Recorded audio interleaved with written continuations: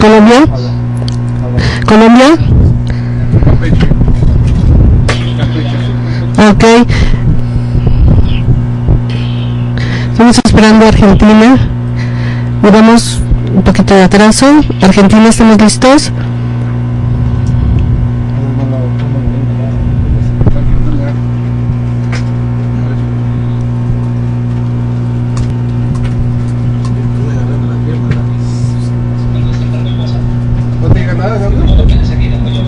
Argentina.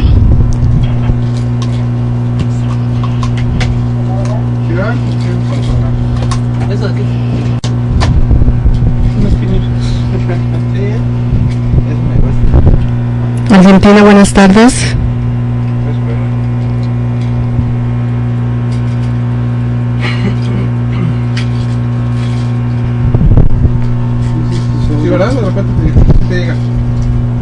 Argentina, buenas tardes, ¿nos escuchan?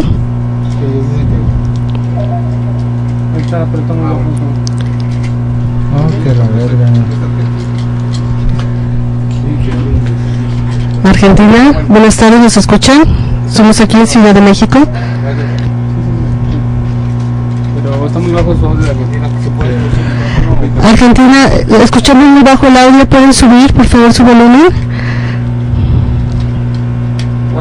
O acercarse al micrófono si son tan amables.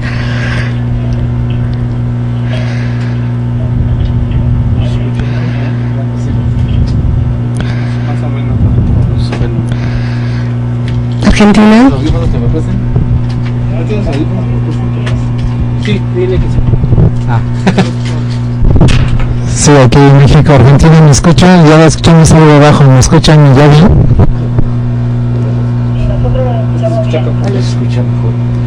Y luego otra vez repita, por favor, doctora. Nosotros lo escuchamos bien. De acuerdo. Lo dejo con el maestro José Luis. Adelante, profesor.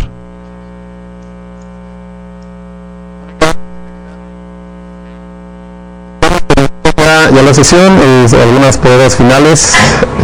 Comentaba con Johnny que de inicio, para dar la bienvenida a la sesión, doy paso a tu semblanza y enseguida ya está el diálogo entre Johnny y Walter contigo.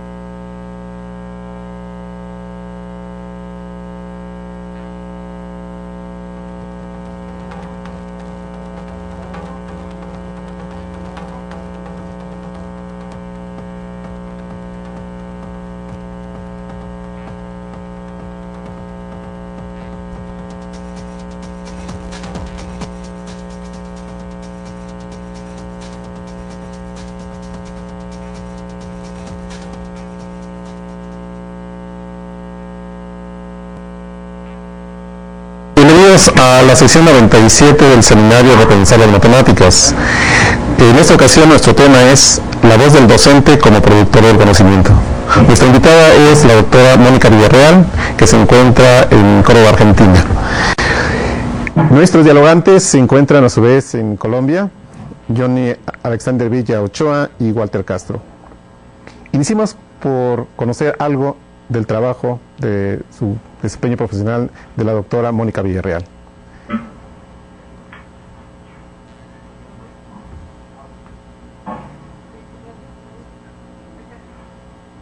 La profesora Mónica Villarreal es licenciada en Matemática, egresada de la Facultad de Matemática, Astronomía y Física de la Universidad Nacional de Córdoba. Realizó un doctorado en Educación Matemática en la Universidad Estadual Paulista de Río Claro, en Brasil. Fue profesora de la materia de Cálculo Diferencial Integral para futuros agrónomos en la Facultad de Ciencias Agropecuarias de la Universidad Nacional de Córdoba. En 2006 se incorporó como docente a la Facultad de Matemática, Astronomía y Física de la Universidad Nacional de Córdoba en el grupo de enseñanza de la ciencia y la tecnología. Actualmente, imparte los cursos de didáctica especial y taller de matemática y metodología y práctica de la enseñanza en esa misma facultad. Sus líneas de investigación se centran en las problemáticas educativas asociadas con la enseñanza y el aprendizaje de la matemática, la modelización matemática como abordaje pedagógico y la generación de ambientes experimentales para la enseñanza de la matemática. En el año 2006 ingresó como investigadora al Consejo Nacional de Investigaciones Científicas y Técnicas. Su más reciente proyecto de investigación se titula Desarrollo Profesional Docente en el marco de prácticas educativas con modelización matemática y tecnologías. Actualmente participa como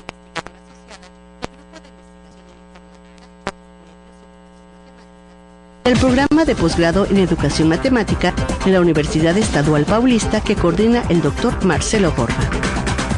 En 2005, junto con el Dr. Marcelo Borba, escribió el libro Humans with Media and the Reorganization of Mathematical Thinking, Information and Communication Technologies, Modeling.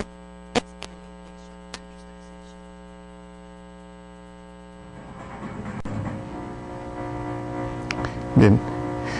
Pues bienvenida, Mónica. Nos es grato que te encuentres en esta sesión. Tratamos un tema importante. Nos olvidamos luego mucho del docente como pues uno de los agentes importantes y en donde pues también hay que poner atención en estas situaciones de la enseñanza y aprendizaje de las matemáticas. En esta ocasión nuestra sesión tendrá pues dos conexiones, una en Argentina, donde se encuentra Mónica, y la otra en Colombia, donde están nuestros dialogantes.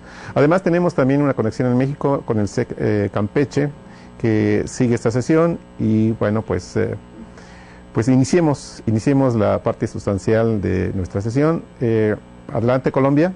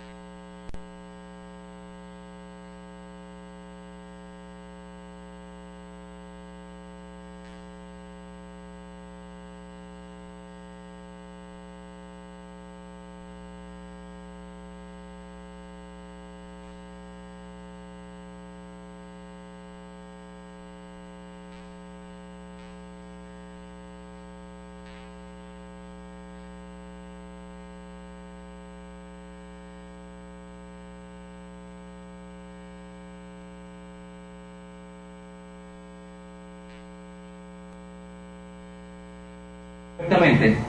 Bien.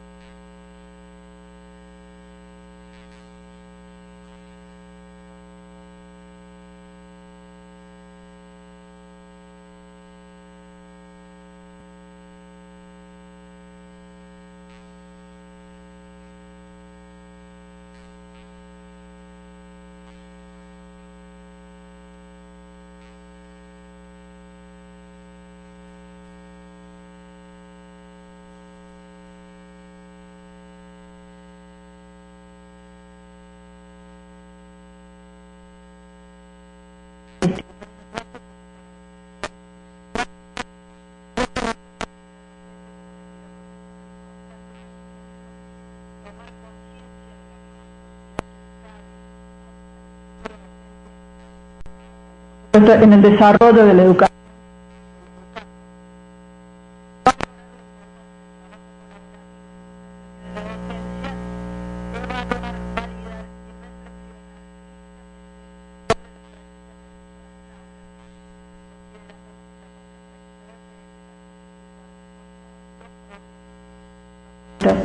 Y la valoración personal de su propia experiencia. Entonces, cuando nosotros leemos las narrativas, y a esto ya nos permite entrar en la siguiente pregunta, tenemos en cuenta que estamos buscando en esas narrativas evidencias que den cuenta de estos objetivos.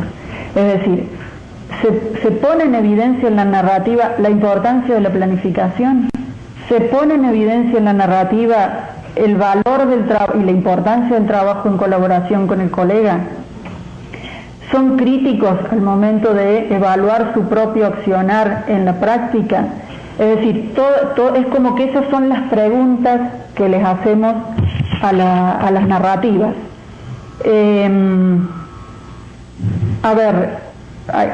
Respecto de la segunda pregunta, me parece que hay una cuestión que nos permite mirar un poco de arriba, es cómo nos formamos, los que formamos a los profesores.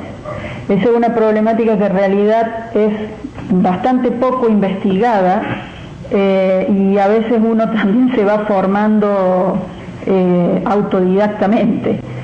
Y en ese camino fue que nosotros encontramos varios textos, uno de ellos que es el de Jorge La Rosa, que habla de la experiencia, que es un texto que rescata a Cristina en su tesis de doctorado. A partir de ahí es donde comenzamos a estudiar más en detalle.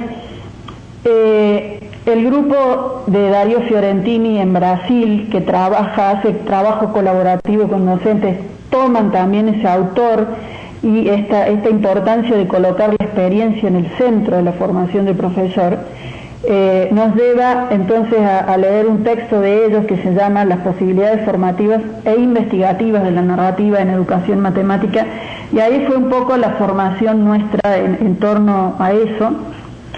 qué significa escribir una narrativa, cuáles son los elementos que constituyen a una narrativa, y en ese sentido quizás valga la pena rescatar lo que algunos autores como Clandin y Connelly, que son un poco el origen también de esto de la investigación narrativa,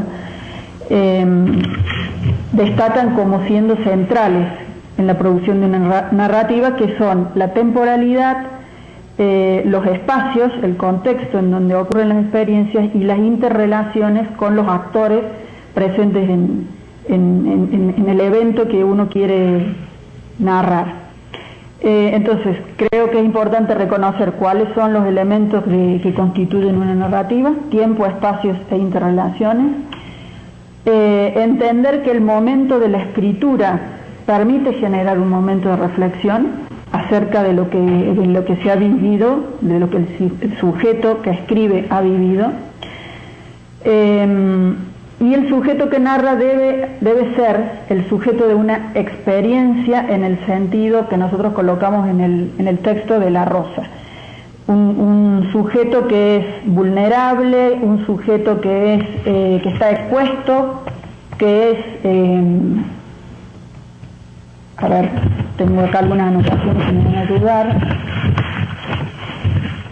Que está abierto y que es sensible, y eso permite, en esta idea de experiencia, lograr transformación de ideas, de palabras, de sentimientos, de representaciones. La experiencia siempre es única y es personal, nadie le puede pasar la experiencia a otro. Uno puede aprender con el otro de la experiencia, pero no puede ser transmitida. Entonces, si hubo una experiencia en ese sentido, se puede producir una narrativa. Por supuesto que también entra en juego mucho la capacidad literaria de quien escribe. Digamos, hay estudiantes que tienen narrativas muy ricas y muy jugosas y muy bien escritas, y hay otros que, sin ser grandes piezas literarias, también permiten poner en evidencia lo que ellos han vivido. Y para la lectura de la narrativa, nosotros como docentes, bueno, tenemos que tener, además de tener en cuenta todos estos objetivos que percibimos, lo que nosotros llamamos una sensibilidad docente, que nos permita percibir a partir de la lectura cómo se está posicionando esa persona frente a lo que le pasó y lo que le puede suceder como futuro profesor. Por otro lado, también hace falta decir que nosotros estamos con los alumnos durante un año, entonces no es solamente a través de las narrativas que podemos dar cuenta de todos esos objetivos. De hecho, se producen varias narrativas, pero el acompañamiento personalizado que hacemos de los estudiantes en las escuelas, en el momento de planificar, las entrevistas que hacemos hacia final del año, son todos elementos que nos permiten triangular un poco y ver cómo ha sido el proceso de transformación de los estudiantes a lo largo de la formación. No sé, Cristina, si vos querés agregar. Sí, desde la perspectiva docente, digamos, en realidad, porque claro, acá se entrecruzan nuestro posicionamiento como docentes y nuestra actividad como investigadores.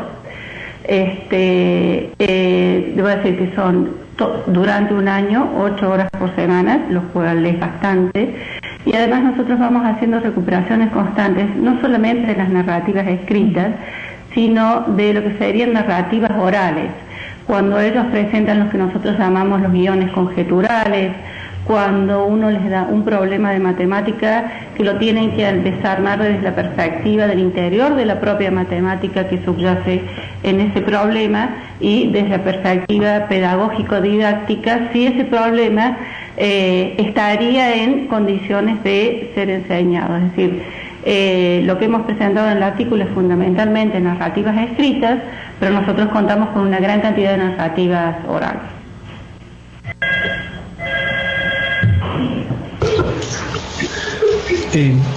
Hola, quiero plantear ahora la siguiente pregunta. Dice, las narrativas como método de investigación es una herramienta para recolectar datos sobre, por ejemplo, conocimiento, creencias, actitudes, y se afirma en el documento que es una base para el pensamiento reflexivo. Sin embargo, se aprecia una tendencia que intenta desvirtuar estas afirmaciones cuando se encuentran trabajos de investigación sobre narrativas que parecen ser solo historias interesantes, pero historias de eventos cotidianos de los profesores, de los cuales se concluyen verdades relativamente obvias. A partir de la respuesta que tanto la profesora Cristina como Mónica dan a las preguntas que Johnny plantea, encuentro que en esos escritos a los cuales me refiero, esos escritos adolecían de criterios para analizar esas narrativas. La pregunta la quiero modificar un poco, es, aparte de la reacción a la pregunta, que es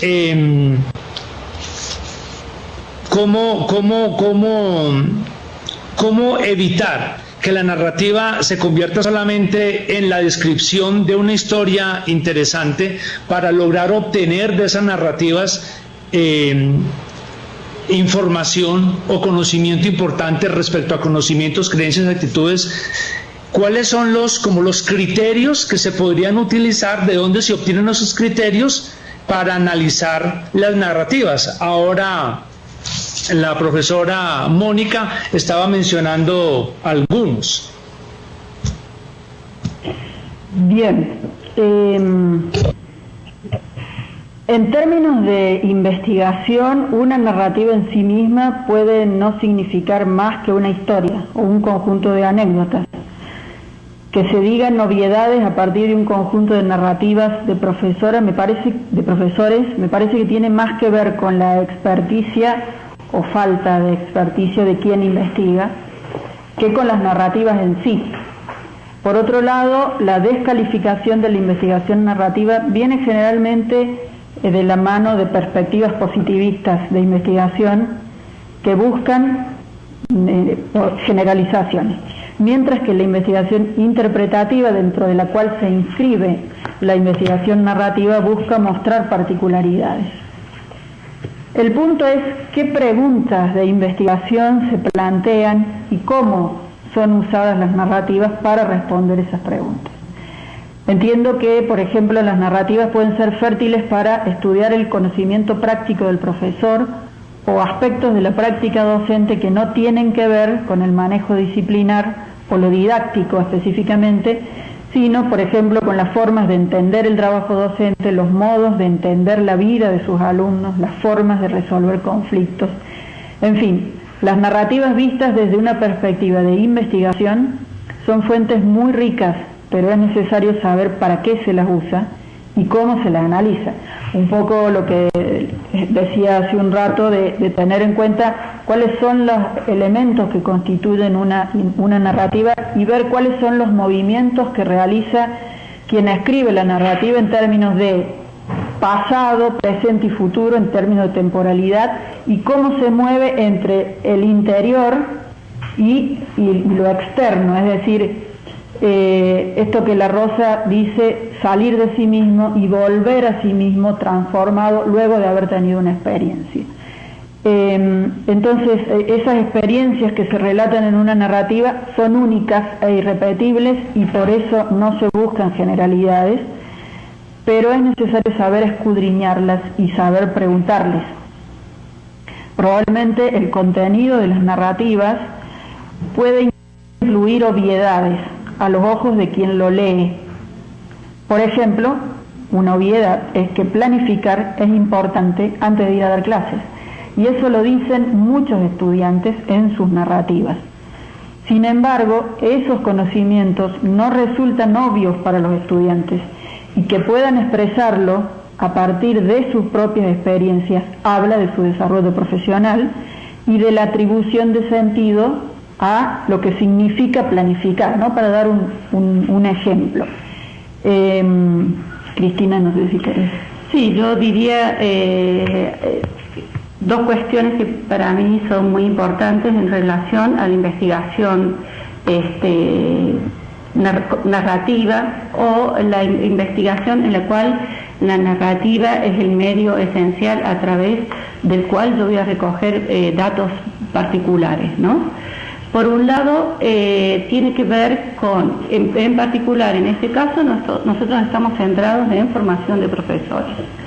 Entonces, tiene que haber una particularidad, visión de lo que significa la formación o el desarrollo profesional de profesores, y que esta visión particular de la cual nosotros partimos está fuertemente atravesada por esta noción de experiencia que ya avanzó Mónica.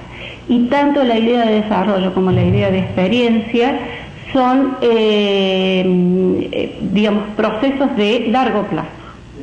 Entonces, en particular, nosotros hacemos un seguimiento de 1 o 2 años, porque los alumnos que están haciendo las prácticas fueron alumnos el año anterior nuestros o de otras profesoras de didáctica de la matemática, y en ese curso también ya se iniciaron con narrativas. Es decir, nosotros hacemos un análisis, ¿no?, de probablemente lo que aparece es una última narrativa, pero atrás de esa narrativa hay un seguimiento de 1 o 2 años de esa persona. Entonces, lo que pueda decir esta persona, nosotros tenemos muchísimos otros elementos para, digamos, darle una cierta validez, y no estoy usando la palabra validez en el sentido positivista, ¿no? Entonces, creo que está la pregunta, como yo la formulo, los procedimientos metodológicos y una visión teórica que tiene que ver con el sentido del desarrollo profesional atravesado por estas dos palabras, desarrollo y experiencia-sentido. Entonces, yo creo que eso es esencial. No sé si me permiten, o me permite Mónica, porque en realidad vos sos la invitada acá. Hace poco hubo en el ICME un grupo que hizo un estudio sobre los aprendizajes de los profesores en ambientes colaborativos, y digamos, tuve la suerte y el dolor de cabeza de participar en ese survey, y una de las cuestiones que apareció es que luego de un año y medio de estar trabajando, analizábamos los trabajos de investigación, faltaban elementos sustanciales que nos hablaran de auténticos aprendizajes. En ese momento el grupo decide pedir algunas narrativas a algunos grupos de varios sectores del mundo, y emergieron cuestiones interesantísimas que no se habían podido reflejar en los trabajos de investigación. Digamos, si bien para el survey se tomó solamente una parte de esto, esta historia de las narrativas vino a cuestionar en ese grupo los propios procedimientos de investigación de nosotros como investigadores, ¿sí? Eso, una anécdota importante, al menos me parece. Bueno, muchas gracias Mónica y Cristina por compartir esa experiencia en ese estudio que se realizó para el ICME.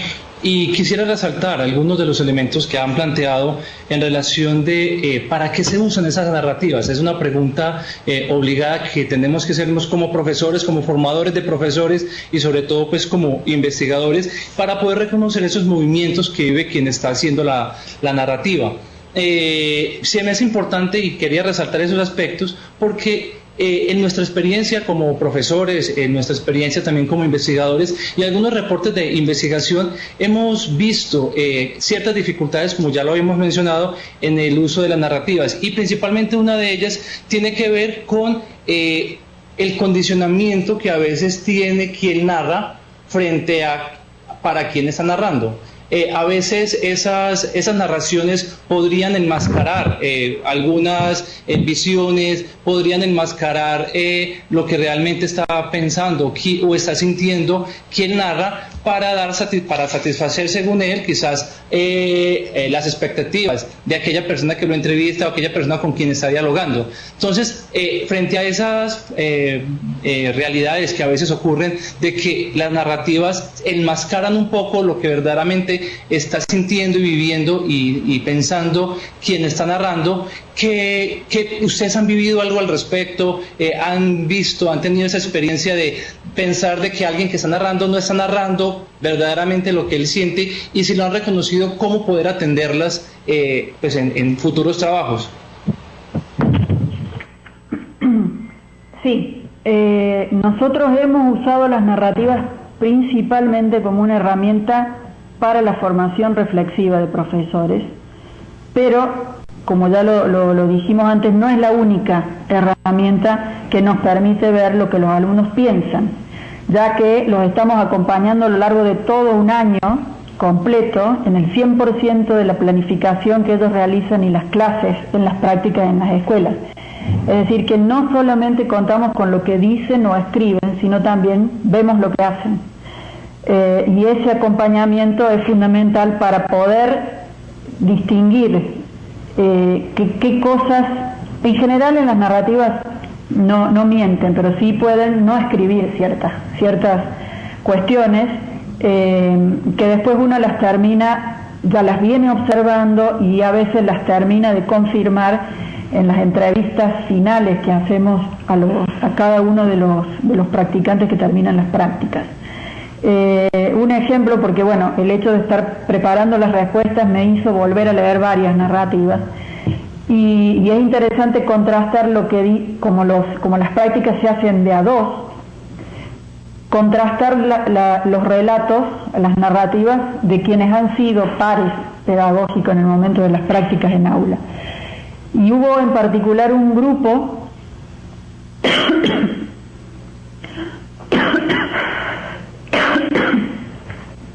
que se traiga.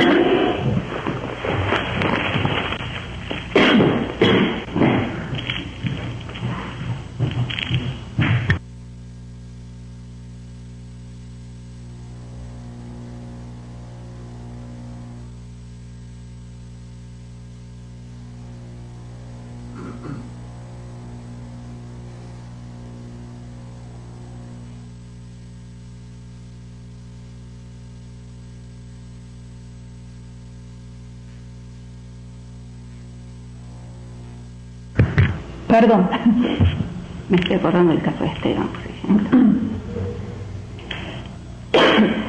Es que fue un caso, eran dos practicantes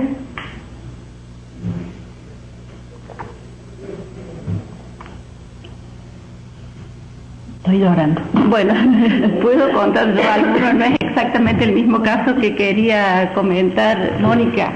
Es decir, acá vuelve a aparecer algo que ya lo comenté antes. Nuestras narrativas no son solamente escritas, hay narrativas orales que tienen que ver con las presentaciones de los alumnos, y las entrevistas están conformadas de tal manera que se transforma en una narrativa oral, ¿no? Puedo tomar dos casos, no sé si es exactamente el que quería comentar Mónica. Uno de ellos es un caso de un alumno que tenía serias dificultades para interactuar con otros compañeros y a la vez tenía una cierta visión de la matemática que yo diría de los años 70, a pesar de ser una persona muy joven. Y él estaba decidido a trabajar con esa visión de la matemática basada fundamentalmente en teoría de conjuntos, así que moderal, bien antiguo para una persona muy joven, y no estaba dispuesto a modificar estas ideas para las prácticas. En una narrativa, escribe una narrativa muy corta que no pone en evidencia estas cuestiones y coloca algunas dos cuestiones tal vez como para quedar bien con nosotros y poder seguir, es decir, cumplo con la tarea y a otra cosa. De hecho, entonces luego inmediatamente nosotros ya habíamos detectado esta problemática, le planteamos un problema para que lo resuelva y lo analice desde una perspectiva matemática y cómo lo trabajaría. Y en la instancia que hace el análisis de ese trabajo y explica cómo lo trabajaría, hace todo un proceso pensado fundamentalmente en teoría de conjuntos. Entonces, para explicar un simple gráfico, él necesitaba como 3 o 4 clases antes para dar diagramas de Venn, dominio, imagen, toda una cuestión que en realidad era básica, pero no menor para alumnos de 11 años, para entrar con teoría de conjuntos. Es decir, estos aspectos que yo les digo que a nosotros, por el formato de trabajo de investigación que tenemos, y el trabajo docente de seguimiento, que tiene una fuerte impronta, al menos en nuestro trabajo, nos permite validar, sí, y repito, sin pensar en la idea de la validación desde la perspectiva positivista, el convencimiento del sujeto en relación a lo que está diciendo.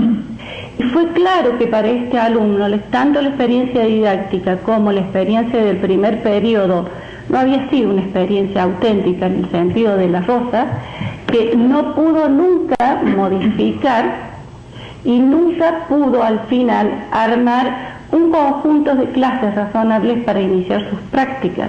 Y hay una instancia en que, según lo que los alumnos, por nuestras normativas, van preparando para sus prácticas, es que pueden iniciar las prácticas o no, y este alumno no las pudo iniciar.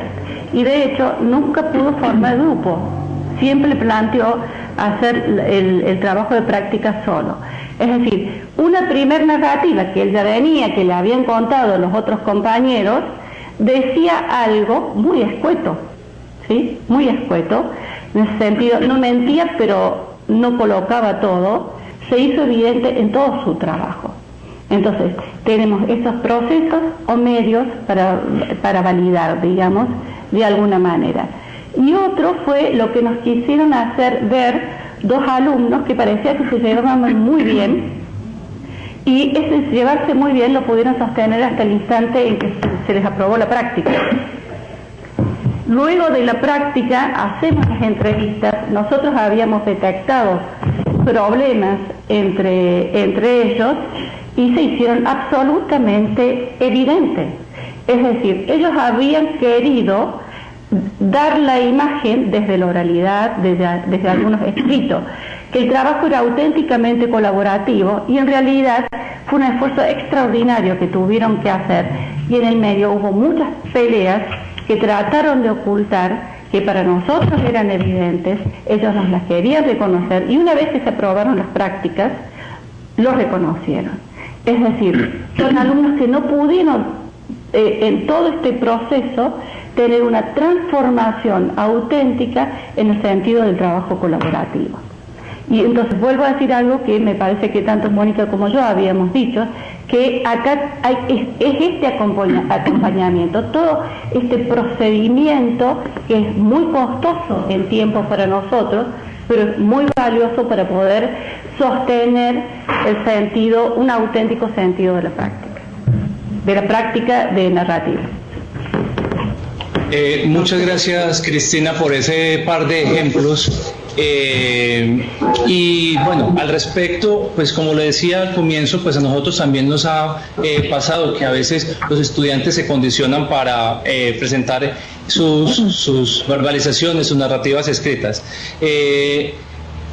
Mencionas, Cristina, y no sé si Mónica también quisiera ampliarlo, ser un poco escueto es un indicador de que la narrativa no es lo suficientemente sólida y que de pronto se puede estar ocultando alguna condición. Y entendí algo así como que a través de ver esas narrativas un poco escuetas y buscar otras preguntas, otros diálogos, buscar que mencionen de otro tipo de experiencias, pues se permite también, digamos, reconocer y quizás movilizar un poco esas visiones de los profesores. ¿Entendí, cierto? Sí, sí, claro. Entonces, sí, es okay. así, es así. Muy bien. Yo creo vamos a hacer eso, está muy interesante. ¿Esa es? Vale.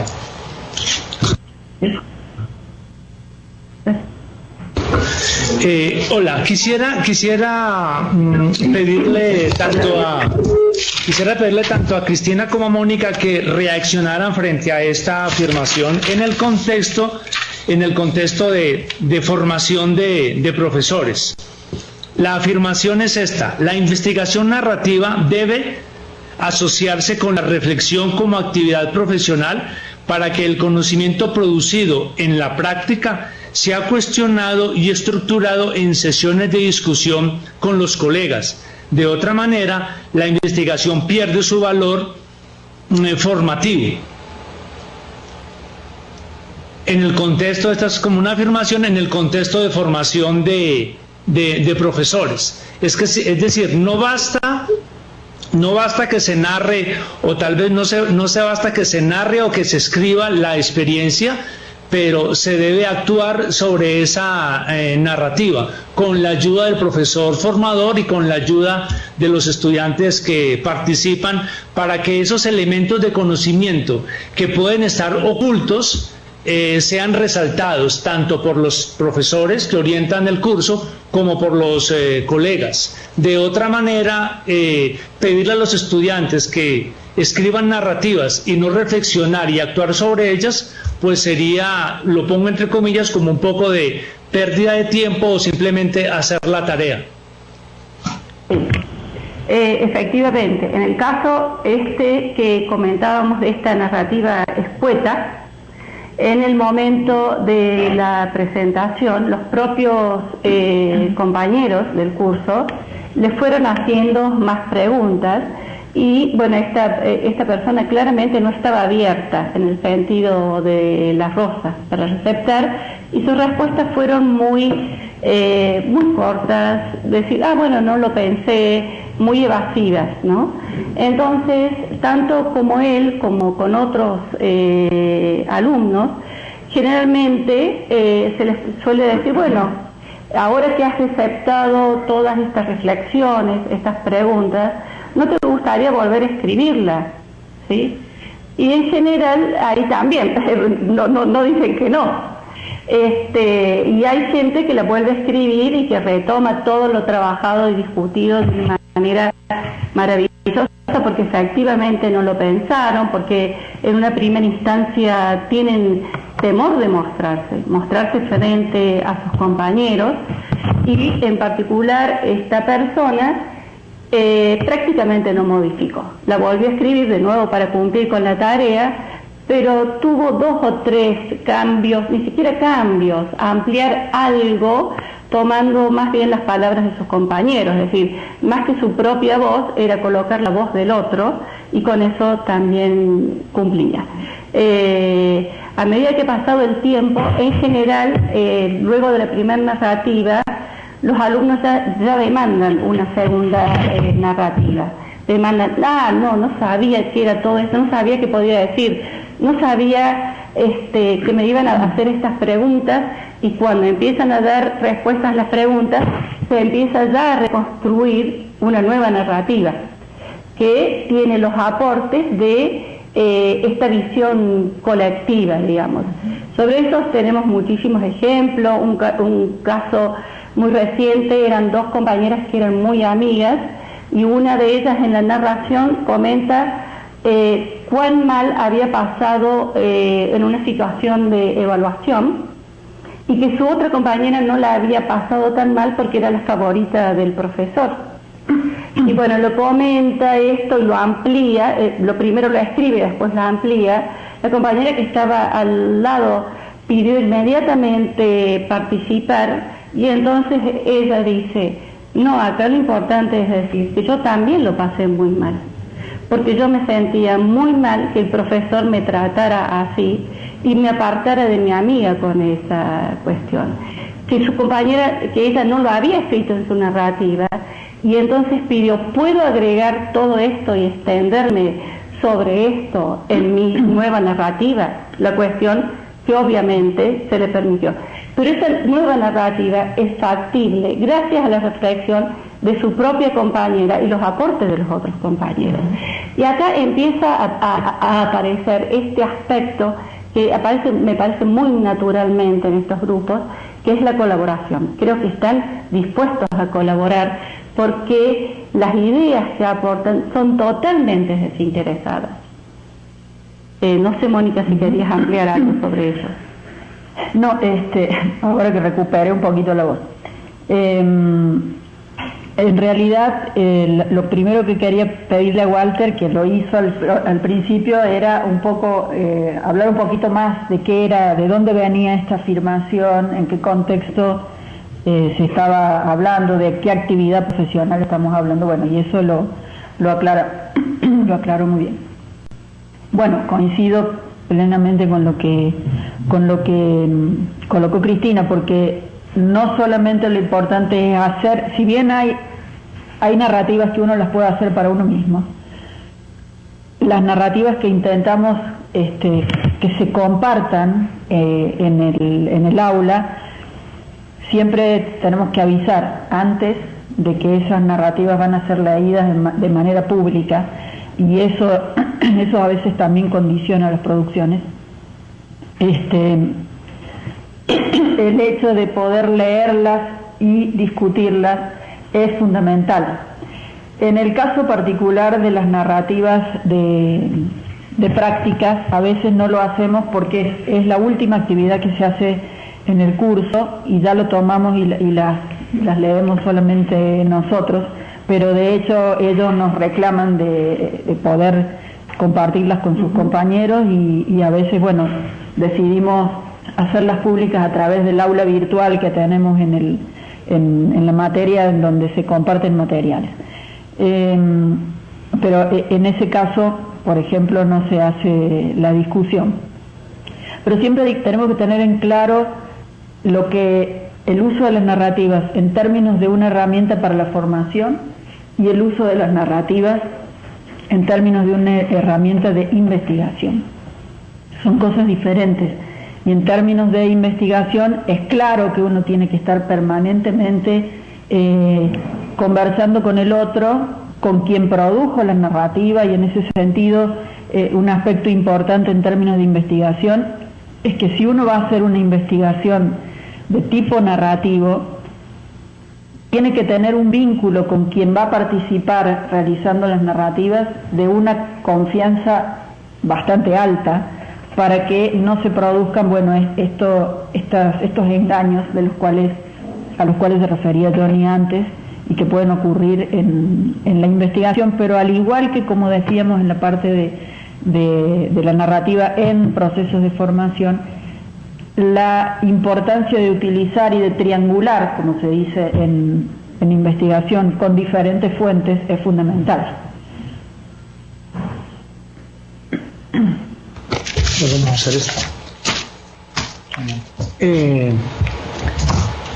Me gustaría reaccionar diciendo entonces que podríamos uno pensar que la narrativa es una narrativa en investigación, que es diferente a una narrativa cuando se utiliza en el salón de clase con profesores en formación, y es diferente a una narrativa cuando se trabaja con profesores en activo. No tanto en que la narrativa en sí sea diferente, sino en que los objetivos y las herramientas que se deben utilizar para analizar esas narrativas son diferentes, que en algún momento se pueden traslapar, pero que es conveniente establecer una diferencia. Entiendo que el análisis del discurso, cuando ustedes dos estaban hablando, se me vino la idea de análisis del discurso, podría ser invitado para ayudar a analizar las narrativas de los estudiantes, pero que el análisis del discurso debería estar orientado por un criterio de cuál es el objetivo de analizar esa narrativa. Y me pregunto si uno podría utilizar videos en los que no están involucrados los estudiantes, para que ellos reaccionaran ante esos videos y escribieran como su reacción o la relataran. Me pregunto si algo como eso podría enmarcarse dentro de la investigación o el uso de la narrativa en formación de profesores.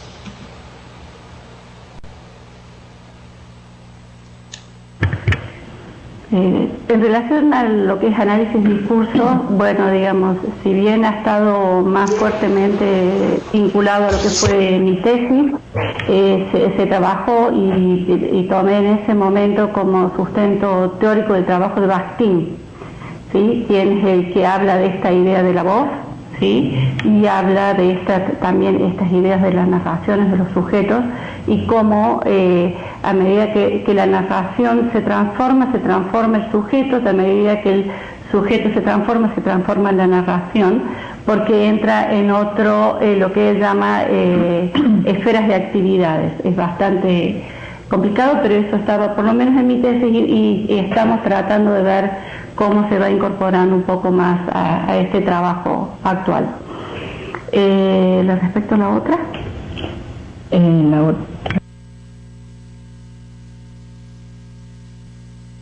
Bueno, con el video de... Sí, algo hemos hecho, sobre todo reacciones a videos de clases. Videos de cómo están organizadas las clases, y ahí hemos tomado en realidad unos videos de, yo diría, clases ejemplares, ¿sí? Clases ejemplares de profesores que hoy están trabajando también con nosotros en la universidad, lo cual produce un particular shock a los alumnos que vienen acostumbrados a un modelo de clase más tradicional. Y sobre eso hay una reacción. Actualmente no es algo que hemos recuperado para la investigación, pero sí ha sido un medio que nos ha permitido una reflexión para la formación. De todas formas, me parece que es importante destacar que el uso de las narrativas tiene como sujeto, como actor principal, al sujeto que escribe. Entonces, si bien yo puedo pedir una reacción en relación a lo que ven en un video de otra clase, ahí se están colocando como sujetos externos a lo que está pasando ahí. Y en realidad la narrativa, en el sentido que nosotros lo queremos trabajar, el actor principal tiene que ser el propio relator, digamos, y la experiencia tiene que ser una experiencia que lo atraviese a él. Puede ser que el hecho de ver un video de una clase ejemplar lo atraviese de alguna manera, y en ese sentido estaríamos hablando de una narrativa en donde él se coloque en el centro y cuente qué es lo que eso que vio le produjo a él. Esa sería la narrativa que yo esperaría en términos de cómo la estamos usando nosotros. De otra forma sería un relato de algo que vio, digamos, sería algo diferente, que por supuesto también se puede analizar, pero no sería una narrativa en este sentido de algo que me permite reflexionar y darle sentido a lo que me pasó a mí. No sé si se entiende la diferencia que quiero marcar. Sí, muchas gracias. Mónica y Cristina, antes de darle la palabra a las sedes que están conectadas con el seminario, yo quería hacer un comentario y formular también una pregunta en relación, sobre todo en la perspectiva del formador de profesores. Aunque en la primera y segunda pregunta ya tocamos un poco el tema, me sigo inquietando en relación con la última respuesta que nos dio Cristina sobre los estudiantes que vienen de un modelo que llamamos convencionalmente tradicional, basados en un ejercicio expositivo por parte del profesor y donde los estudiantes pues tienen un rol completamente pasivo. Cuando esos estudiantes cambian, digamos, de curso y entran en un espacio donde las narrativas son, digamos, un eje fundamental, son una herramienta fundamental, imagino, y lo digo también en parte por la experiencia, esas narrativas no son lo suficientemente robustas, no son lo suficientemente maduras. Y quisiera, en la perspectiva del formador de esos profesores, cómo ir orientando, cómo ir sugiriendo, cómo ir cambiando un poco la cultura de clase para que los estudiantes vayan haciendo narrativas cada vez mucho más profundas, mucho más auténticas, como lo hemos mencionado, y que realmente pues traigan a la voz todas esas experiencias en el sentido que ustedes lo han mencionado. Y quisiera también saber cuáles son esas principales desventajas o limitaciones que pueden tener las narrativas.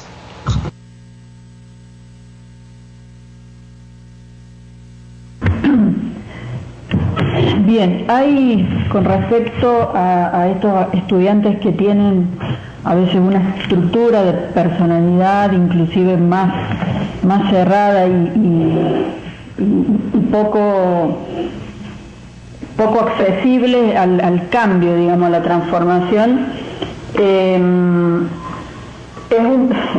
problema bastante complejo. No sé si nosotros lo vamos a poder resolver con 2 años de una didáctica y una práctica, porque también tiene que ver la forma en que la carrera está estructurada. Esta es una carrera dentro de una facultad de matemática con una presencia científica muy fuerte y con una manera de trabajar en las clases, en lo disciplinar, muy tradicional.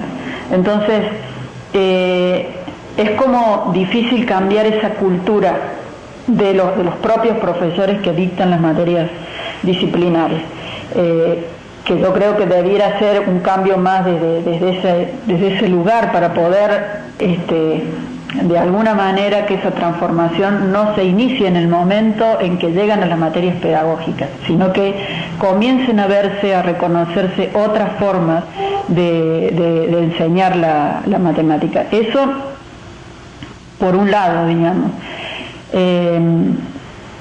Y eso creo que es bastante complejo.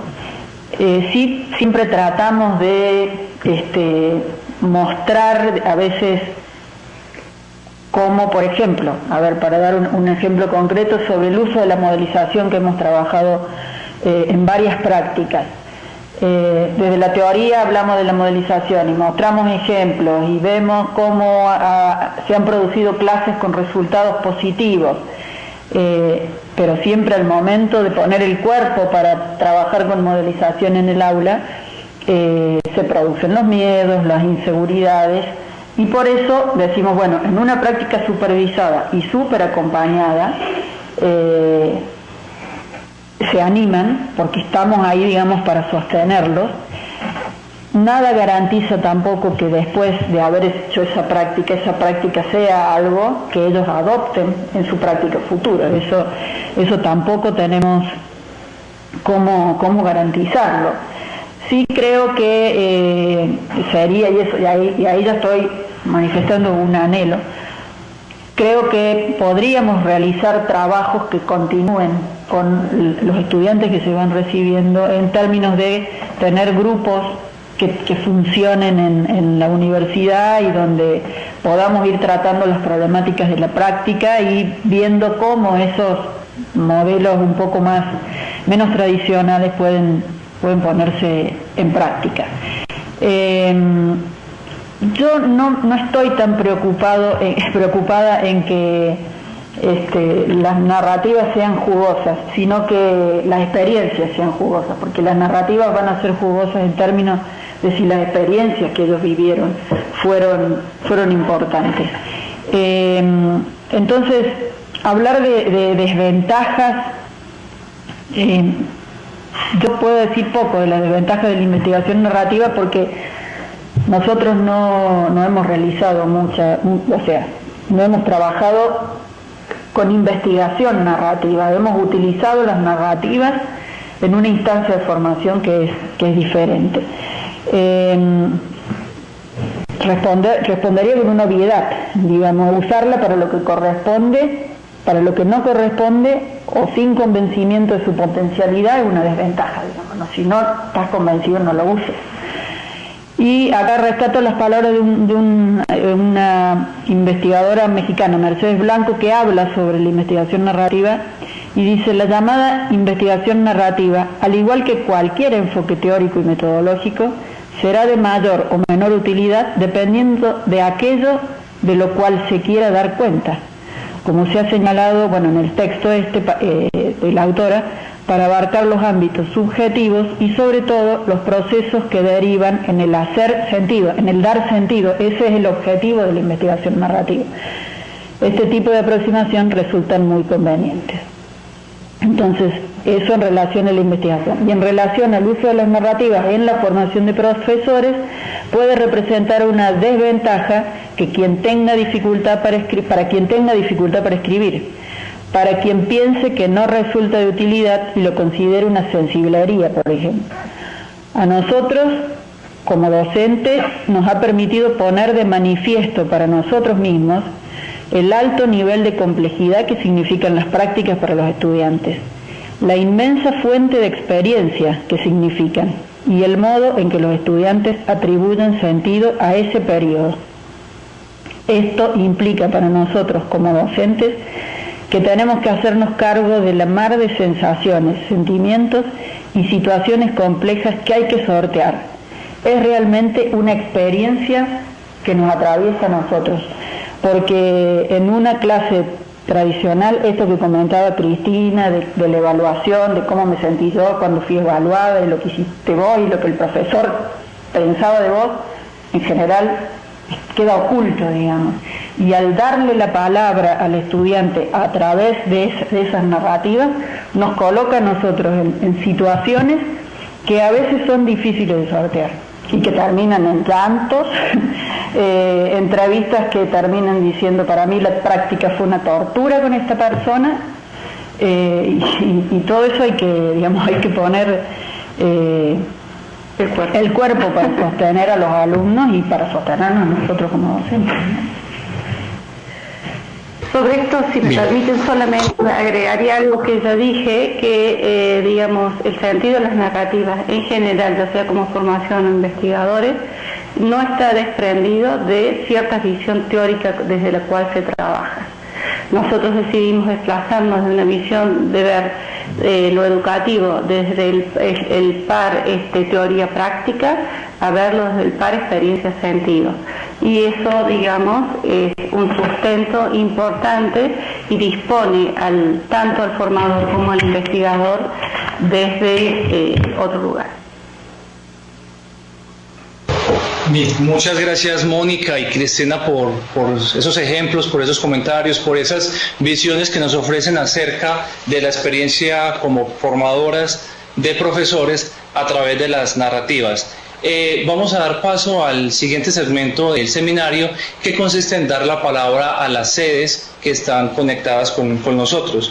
Tenemos un colega aquí en Colombia y tenemos el Centro de Educación Continua Campeche. Entonces le pediríamos a los colegas de México, por favor, si nos conectan con el Centro de Educación Continua Campeche.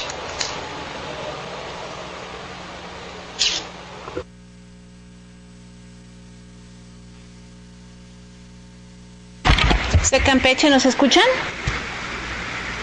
Sí, adelante. Sí, perfectamente. Muy bien. Son... No, esto es de Isabel. Bien, tenemos varias preguntas formuladas. Vamos a intentar hacerlas más importantes. Una de ellas es si nos pudieran compartir qué influencia tuvieron los tutores en la manera de pensar la experiencia de los estudiantes. Y otra sería cómo influyó el proceso finalmente en la formación de los docentes o de estudiantes en el campo de las matemáticas, si esto realmente se puede considerar como una experiencia y ¿cuál es la diferencia entre lo que método tradicional y el método que ustedes están proponiendo?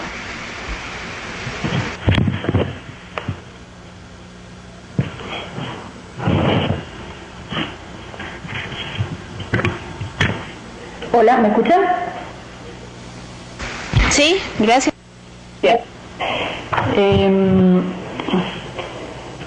Bien, los tutores son los profesores que reciben a los practicantes en las escuelas, ¿sí?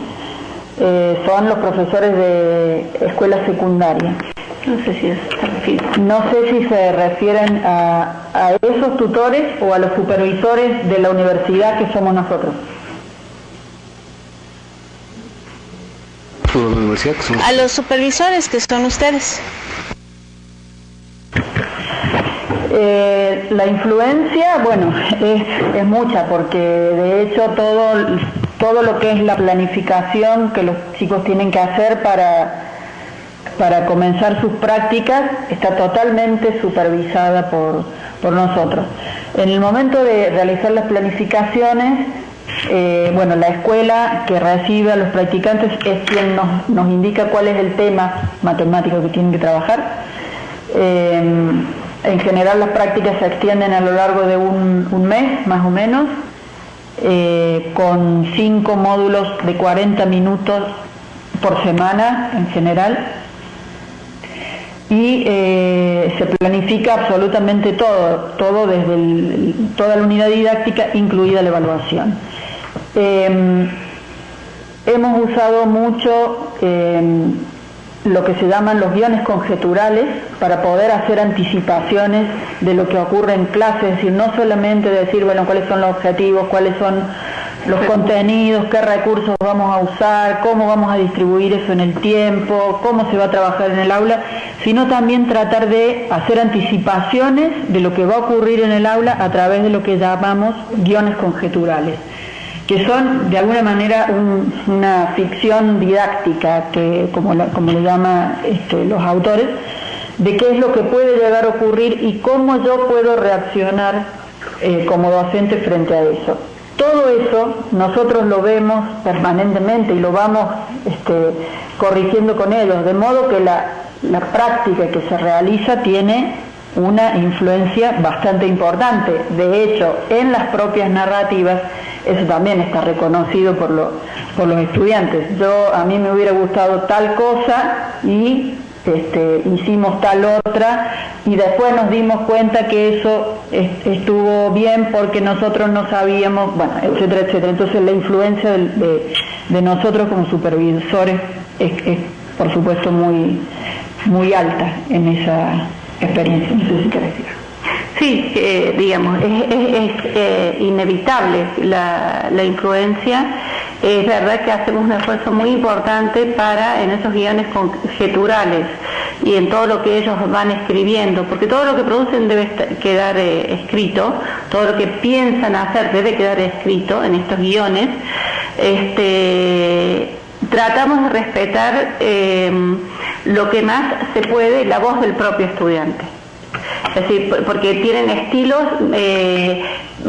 a veces un poco cuidados en la escritura, y bueno, se dice, bueno, tener cuidado acá como estás usando el lenguaje en el sentido gramatical del lenguaje, y ellos, algunos lo van tomando, otros les cuesta más y terminan tomándolo al final y lo reconocen como valioso.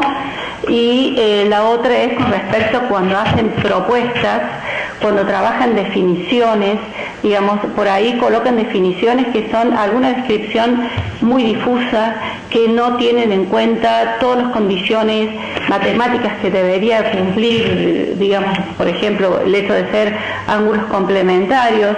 Entonces discutimos si eso está claro, si el otro lo puede entender, y les mostramos, yo no lo entiendo por esto y por esto. Ah, claro, es que faltaba esto que no lo comuniqué. Y todo esto se vuelve a escribir, se vuelve a revisar y volvemos a ver y volvemos a preguntar, hasta que finalmente el guión conjetural queda completo, pero termina siendo una producción colectiva entre los estudiantes y nosotros, pero en el que nosotros nos cuidamos muchísimo de respetar la voz de ellos. No sé, en relación a la matemática hay muchísima discusión, hay muchísima reflexión.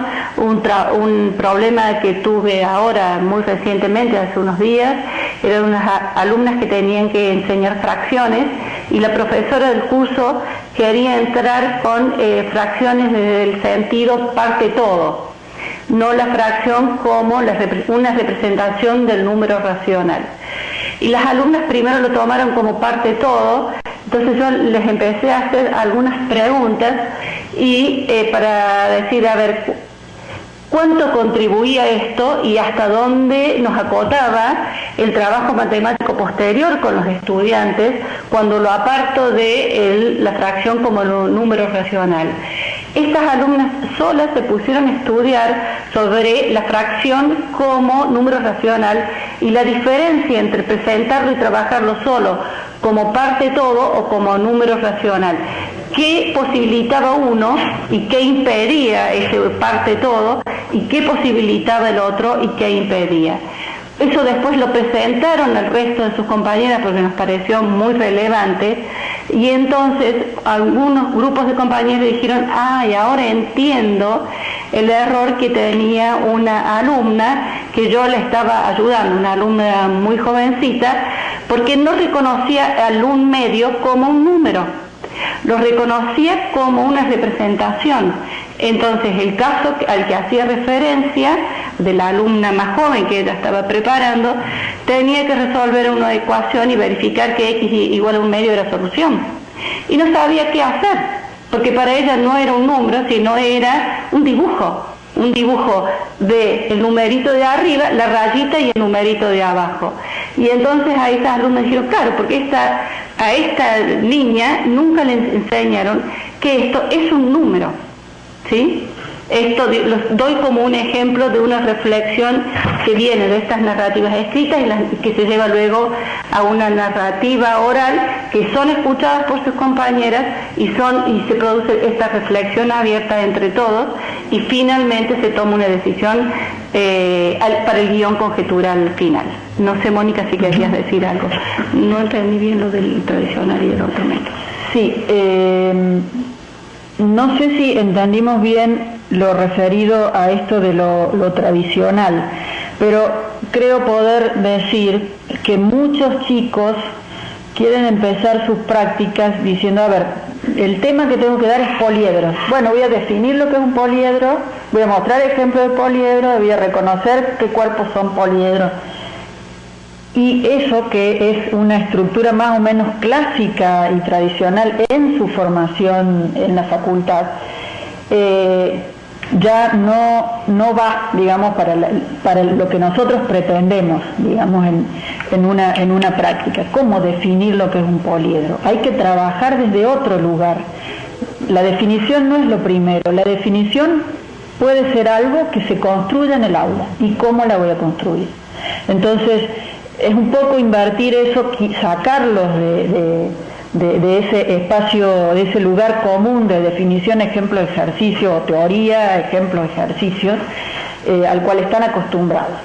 Entonces, empezamos con una actividad, los ponga que coloque el centro en el alumno que tengo al frente, no en mí escribiendo la definición en el frente. Entonces siempre queremos que las prácticas tengan un nivel de innovación y de subversión en ese sentido. Y por otro lado, una cuestión que por supuesto es fundamental es, a ver, en esta institución, ¿qué es lo que puedo hacer y qué es lo que no puedo hacer?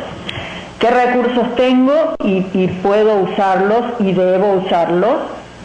¿Y qué recursos y cuáles son los recursos con los cuales no cuento, digamos? Entonces, si en una escuela hay computadoras disponibles para trabajar en el aula, pues se va a usar eso.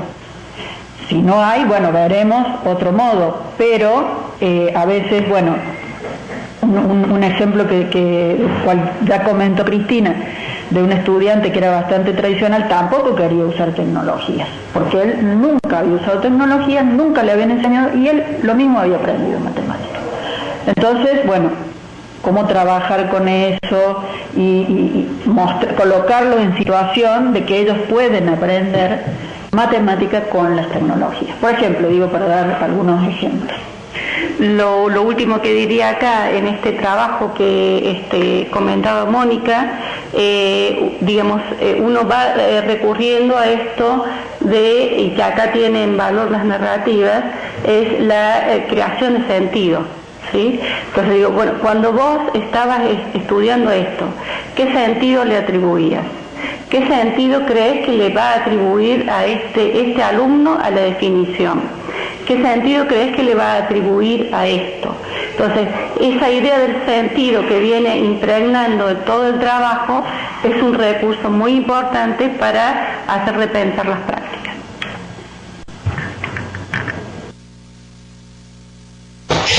Muchas gracias Cristina, Mónica, y también muchas gracias a los colegas del Centro de Educación Continua Campeche por sus preguntas. Vamos a dar paso a un colega que se encuentra conectado aquí en la sede de Colombia. Buenas tardes, profesoras y todos los participantes del seminario. Yo quisiera preguntarles si dentro del trabajo que han elaborado alrededor de las narrativas le han dado la posibilidad a los estudiantes en algún momento de elaborar narrativas anónimas donde de alguna manera puedan expresar las sensibilidades y las interacciones entre los tutores, los estudiantes y el proceso de modelación que desarrollaron.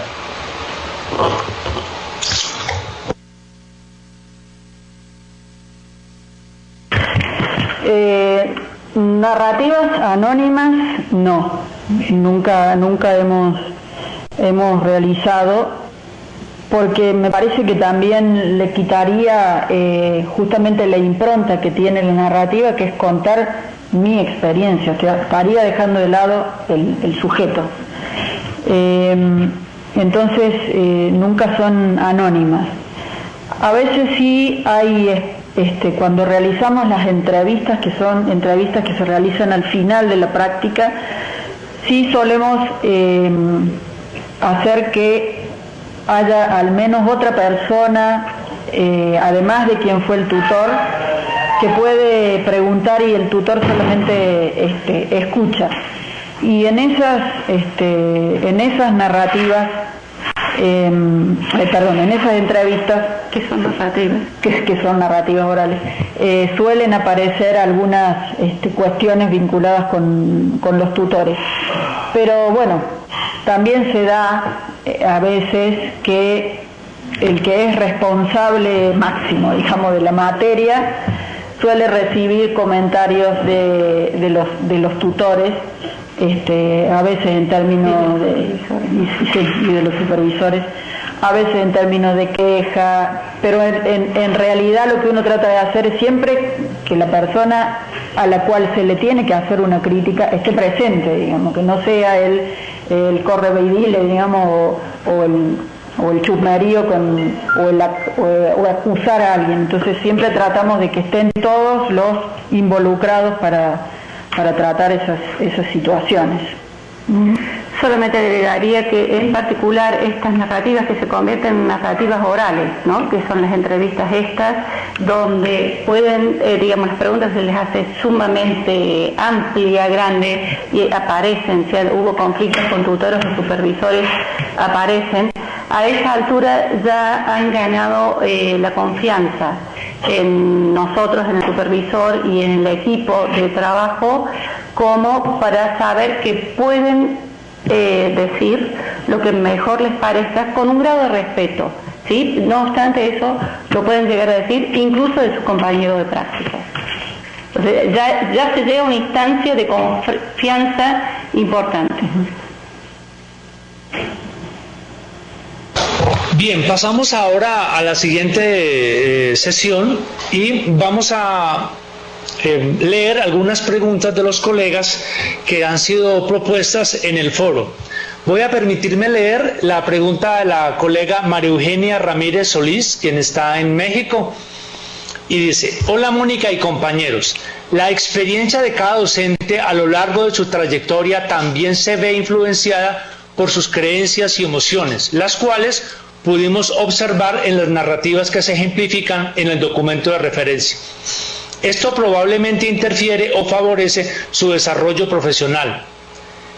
¿Cómo podríamos generar reflexiones que no se queden en el plano superficial como afirmar que son los alumnos los que están interesados en aprender o que es el sistema educativo con programas saturados de información que no permiten profundizar conocimientos o desarrollar habilidades o que ya no hay nada que mejorar.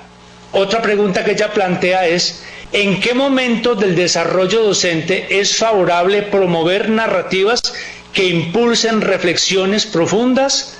Una tercera pregunta: para reflexionar es necesario contar con un marco de referencia que permita contrastar teoría con práctica. Gracias por sus comentarios. Saludos de María Eugenia.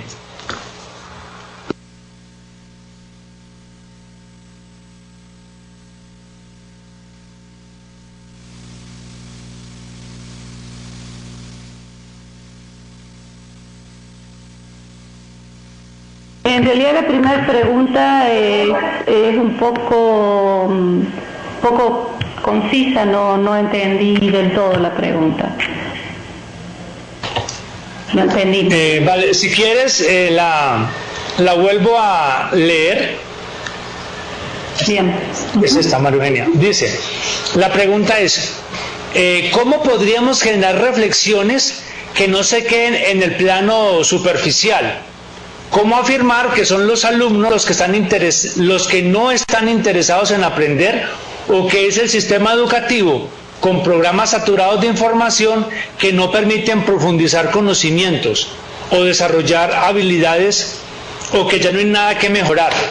Es decir, ¿cómo generar reflexiones que vayan más allá de que le echamos la culpa a los alumnos o al sistema o indicamos que ya no es posible desarrollar habilidades, que no hay nada que mejorar?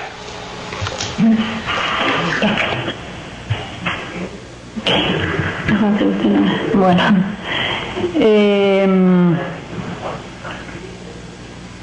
¿cómo no quedarse en el plano de lo superficial frente a ciertas afirmaciones que a veces no tienen sustento? Bueno, en realidad siempre está la cuestión esta de justifique su respuesta.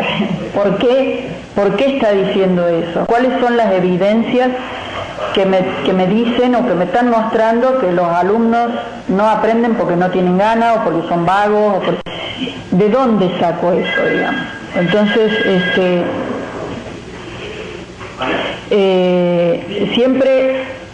siempre pedimos que la reflexión sea fundamentada. Eso es una cuestión muy importante. Y eso de alguna manera nos hace salir del plano de opino esto, pero no lo puedo justificar, eso no vale.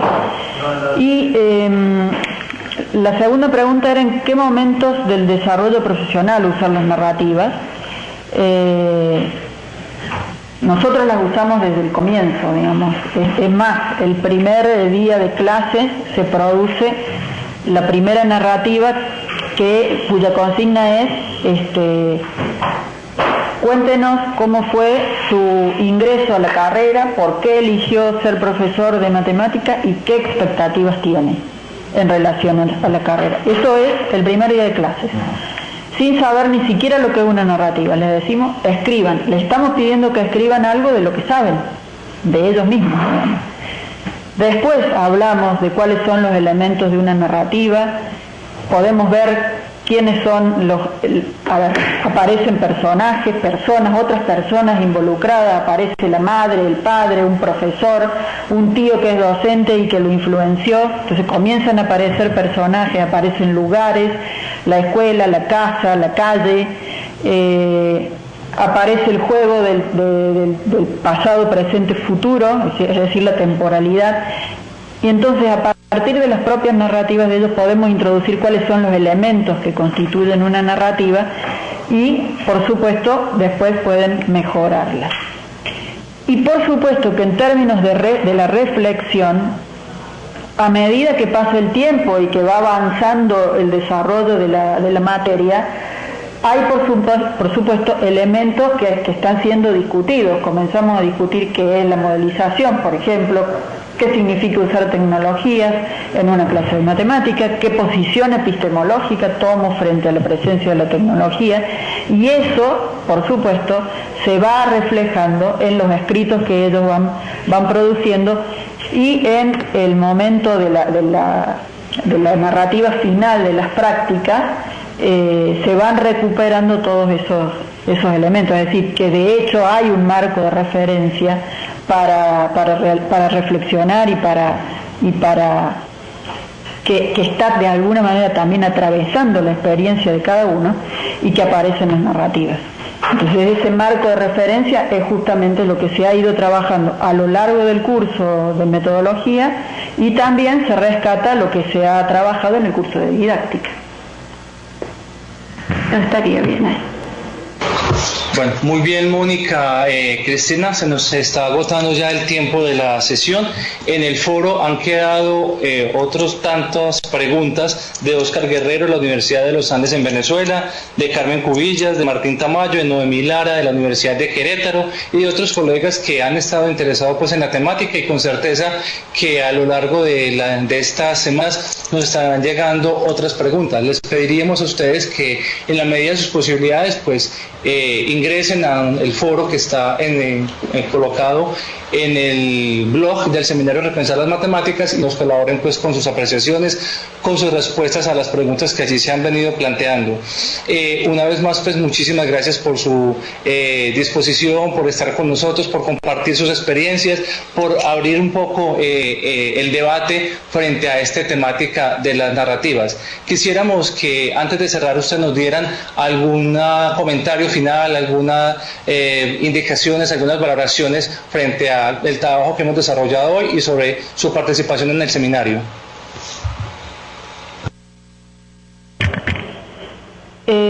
Bueno, yo esta es la segunda vez que estoy, así que un poco más relajada. Me parece que los seminarios son una experiencia para quienes tenemos que preparar y, bueno, escuchar lo que nos quieren preparar.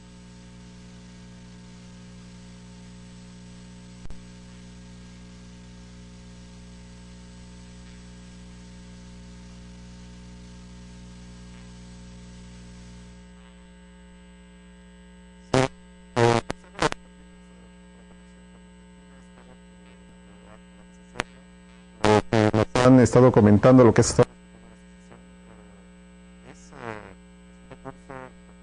relevante,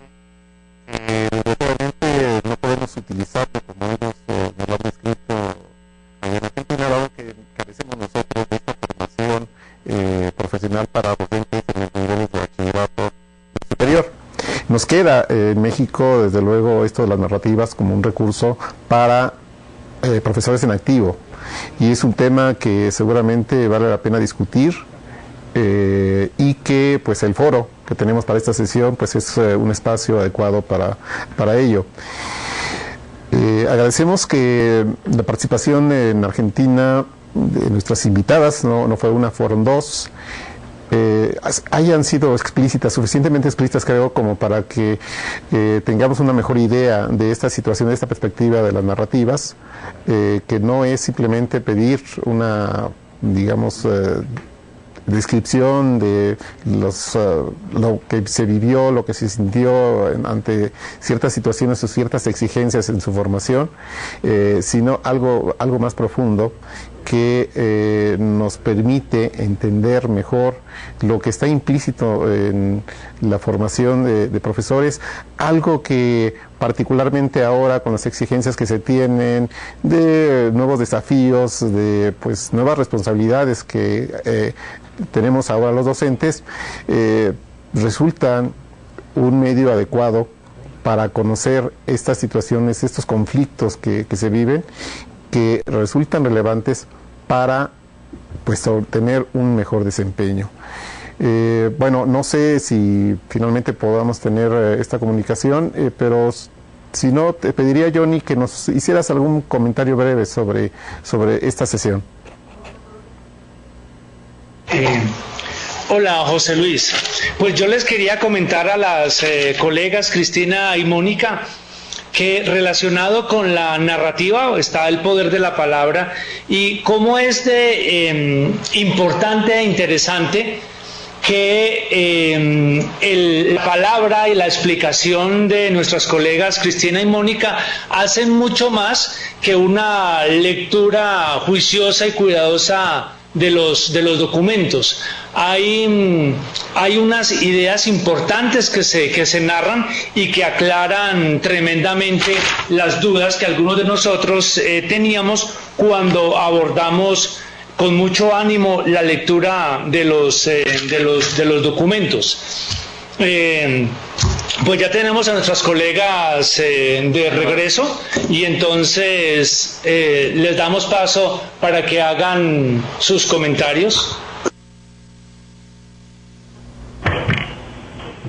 Bueno, no sé si se escuchó lo que dije, pero no, estaba hablando del formato del seminario, que me parecía muy interesante, y también el hecho de poder seguir de alguna manera discutiendo a través del foro. Creo en particular respecto del tema de las narrativas, del uso de las narrativas, que es algo que está tomando vuelo recién ahora, quizás en la educación matemática. En las ciencias sociales ya es más común, ya hace tiempo que se utiliza, tampoco tanto, digamos, pero para nosotros es algo que todavía estamos estudiando, ¿no? Y creo que tiene potencial. Bueno, antes que nada quiero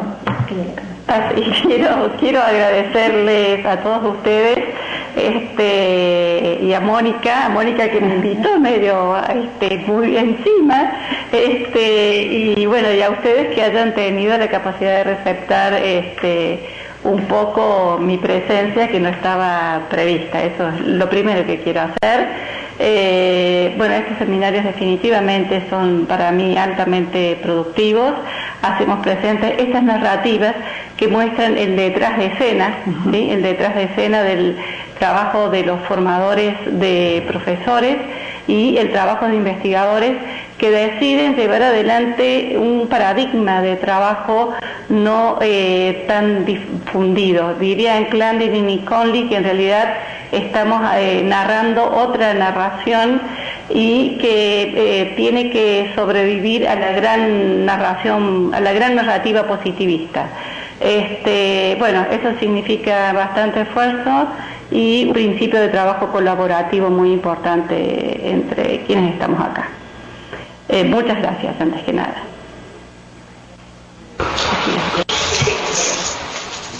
Bueno, una vez más entonces, muchísimas gracias a todos por estar siguiendo el seminario, a ustedes dos en particular, pues por todos los conocimientos y por todas las ampliaciones a las lecturas que hicimos del documento, y a los colegas del seminario Repensar, pues les cedemos la palabra para que hagan el cierre oficial.